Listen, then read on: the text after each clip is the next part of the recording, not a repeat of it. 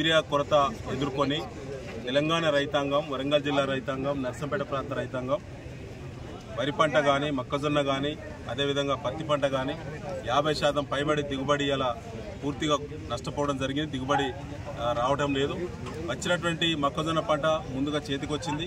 ఇప్పటివరకు 1951 రూపాయి ధరకి ఇలా మరి రైతులు అమ్ముకునే దుస్థితి తెలంగాణ ప్రాంతంలో ఉండడం దురదృష్టకరం.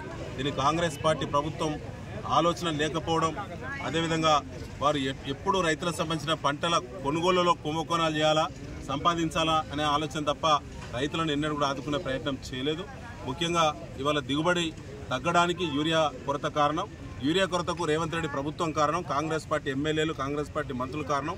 ముందస్తు ప్రణాళిక లేకపోవడం, సకాలంలో యూరియా అందించకపోవడం వల్ల ఇలా పెట్టుబడి రైతులకు పూర్తయింది.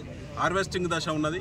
ఈ 3 పంటలకు సంబంధించి మరి 50% పైబడి ఎర్రబడిపోయి పంట దిగుబడి తగ్గిపోతుంది. కాబట్టి వెంటనే ప్రతి ఎకరాకు ఏ పంట అయినా కూడా ప్రతి ఎకరాకు రైతుకు 25,000 రూపాయలు నష్టపరిహారం ఇవ్వాలని చెప్పి బీఆర్ఎస్ పార్టీ డిమాండ్ చేస్తూ ఉన్నది.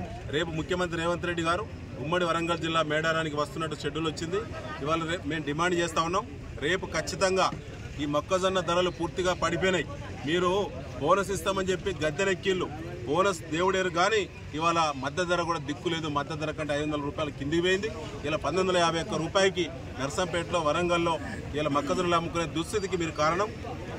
2410 రూపాయల మద్దతు ధర ఉండగా ఇవాళ 1951 రూపాయలకు మించి కూడా ధర వచ్చే పరిస్థితి లేదు. దీనికి ఖచ్చితంగా కాంగ్రెస్ పార్టీ బాధ్యత వహించాలని చెప్పి బీఆర్ఎస్ డిమాండ్ చేస్తూ ఉన్నది.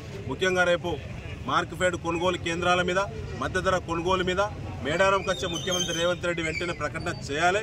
అదేవిధంగా నష్టపోయినటువంటి పంట ఏదైనా ప్రతి రైతుకి 25,000 రూపాయలు వెంటనే వ్యవసాయ శాఖను ఆదేశించి సర్వే నిర్వహించి రైతులకు నష్టపరిహారం ఇవ్వాలని చెప్పి ఈ యొక్క గ్రామీణ ఆర్థిక వ్యవస్థ పూర్తిగా వ్యవసాయం పైన ఆధారపడి ఉన్నది. గ్రామీణ ఆర్థిక వ్యవస్థ ఈసారి పంటలు పోవడంతో రైతులు పూర్తిగా కింద పడిపోయే పరిస్థితి ఉన్నది. కాబట్టి దీనికి పూర్తిగా ప్రభుత్వ బాధ్యత వహించి ఎకరాకి 25,000 రూపాయలు నష్టపరిహారం ఇవ్వాలని చెప్పి బీఆర్ఎస్ పార్టీ డిమాండ్ చేస్తా ఉంది.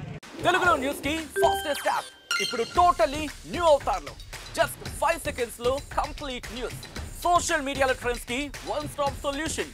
Live TV app voice search option తో ఇప్పుడే డౌన్లోడ్ చేయండి లేదా అప్డేట్ అయిపోండి. యాప్ లింక్ డిస్క్రిప్షన్ లో ఉంది.